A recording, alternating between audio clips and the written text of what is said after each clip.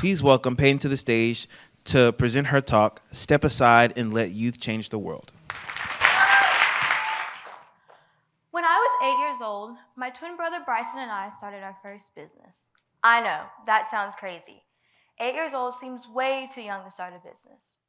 You are probably wondering, how do you become an entrepreneur when you can barely tie your shoes? Well, the answer is simple. All it takes is an idea and passion. Let me tell you how our first business started. Bryson and I have been avid readers our entire lives. We've always enjoyed literature, and going to the library was fostered from a very young age. It was almost like a second home. But we quickly realized our peers didn't think the same way. We were becoming increasingly frustrated that they will only look at the pictures inside of books, but wouldn't actually read it. In 2018, on the way home from school, I brought this up in conversation to my mom and brother. My mother introduced the idea of a summer book club. We thought it'd be a great way to make new friends and share the books we love with our peers. Our afternoons were consumed with brainstorming ways to make it fun and relatable. My mother instantly became our soundboard and manager. She took on all the responsibilities an adult would handle, but still respected the fact that this was our idea and allowed us to make the decisions we envisioned. Our parents believed in us. And with that, Book It for Life was born. Who knew that a simple hangout with friends would lead us down the path of entrepreneurship and so much more? For clarification, a nonprofit is an organization organized and operated for public and social benefit. A community-serving nonprofit, such as ours, focuses on providing services to the community, either globally or locally.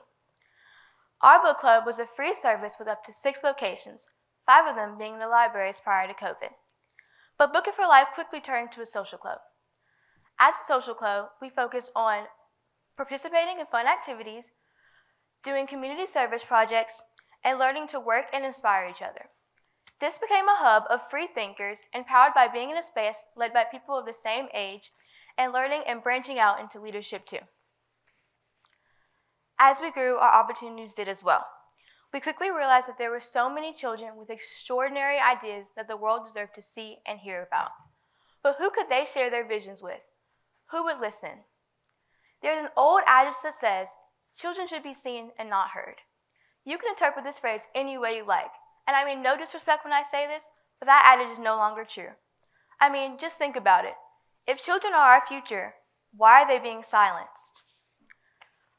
Over time, I've learned that some adults find it challenging to let youth take the lead. There have been many times where I've made suggestions that have been downplayed or ignored, just for the same suggestion to resurface as the idea of an adult. I'm sure many of you have experienced the same thing at work. You can relate. There is a disconnect between adults and children. Oftentimes, we are underestimated because of the age attached to us. A lot of adults feel that due to life or work experiences, they know more than the average school-age child. But those same factors hinder the adults from using the very first thing they were ever taught, their imagination and creativity. In a longitudinal study by NASA, scientists found that adults are 98% less creative than they were as children. That's insane. The maturity of an adult can often be downplayed by their non-creative mindset. Most adults truly mean well, but they aren't willing to open their hearts to new ideas and their minds to creativity that could inevitably change the world, or at a minimum, change the current situation. In the last decade, there have been many young leaders on the global stage, from Greta Thunberg fighting for climate change to Malala advocating so that girls could get an education, and the many boys and girls making advancements in technology every single day. There is a space and need for young creative minds to shape our world, the states, and the communities left to us. Let us start now. In 2019, we participated in a business fair for children.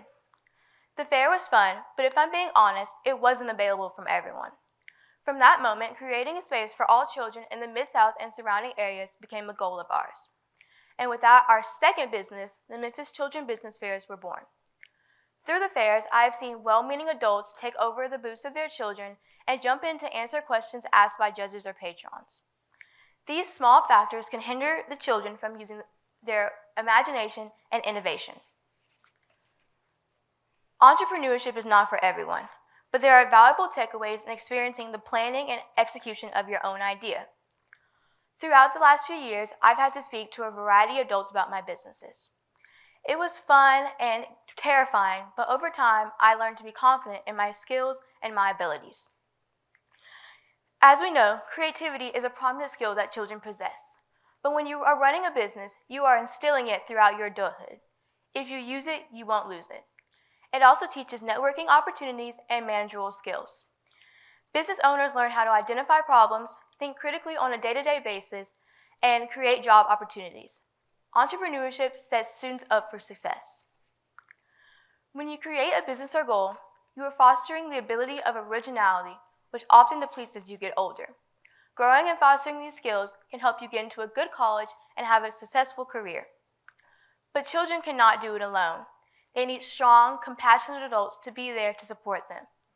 Youth aren't asking for someone to create their ideas, but they want someone to be there to help, to listen to their vision, and turn it into a reality.